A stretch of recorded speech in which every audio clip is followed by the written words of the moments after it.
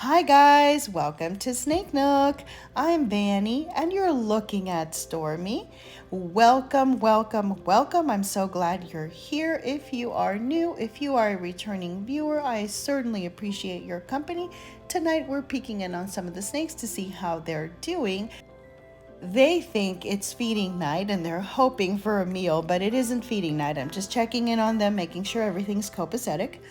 The topic of today's video is we're going to look at 3 different pet snake behaviors and whether it's a good time for you to either take them out for an outing to get some exercise, or if they are already out getting some exercise, is it a good time to pick them up and take them back to their enclosures?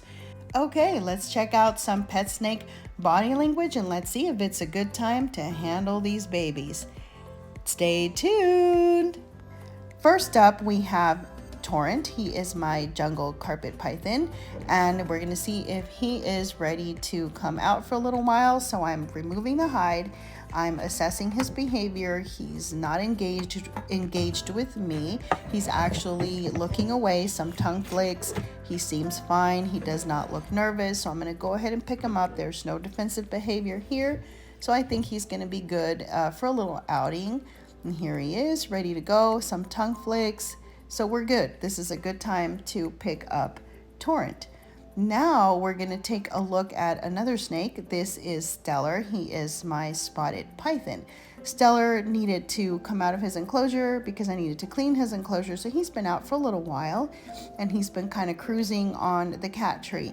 I want to put him back, but I noticed that it's not a good time. There are very few, if any, tongue flicks, and he is certainly quite still. And just the way that he is hanging out right now tells me that this is not a good time for me to reach out and pick him up. He is not relaxed. He's barely doing any tongue flicks. And that lets me know that he is somewhat defensive. If I reach for him, he is likely to reach back with a bite.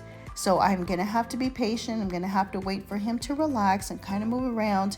And when I come close to him, I would prefer that he is facing away from me.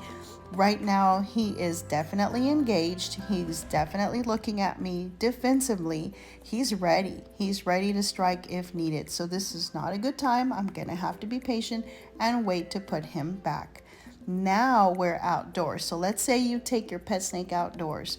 So when they're outside, their wild comes to life, and they can certainly be very active, as you will see in this clip. The snakes are very active. I have Firestorm, she's the Pastel Enchi, and I have Cyclone, he is the Pinstripe. So I'm just going to see if it's a good time to pick him up. If I wanted to take him in, there were some tongue flakes. I'm doing a little bit of petting. He's fine, he's relaxed. Good time to pick him up if I needed to take him indoors. Definitely looking for tongue flicks. So let's look at Firestorm. So Firestorm right now is exploring. She's moving around. If I were to come up to grab her, she would probably be startled. So I'm gonna let her do her thing. Now while I'm watching her, Cyclone is coming around and checking me out. As you can see, he has no problem with proximity and he's just hanging out and he is relaxed and he's exploring, tongue flicks, everything looks good. So if I needed to take him in, I definitely would have no problem reaching for him right now, picking him up and taking him in. But I'm gonna let these guys hang out here a little longer. I certainly wouldn't want to mess with Firestorm right now because I think I would startle her. So in this situation with Firestorm, I would just leave her be. I would let her continue to explore if it was safe for her to do so. She is certainly engaging with her environment. She's checking things out. She's doing some periscoping. So I definitely would not want to startle her by needing to pick her up and take her in. I would just need to be a little patient. Thank you so much for watching this video, guys. I hope it has been helpful in case you're still trying to figure out some of your pet snake body language. And we certainly hope to see you here again next time. We appreciate your company and we hope you have a good one. Bye.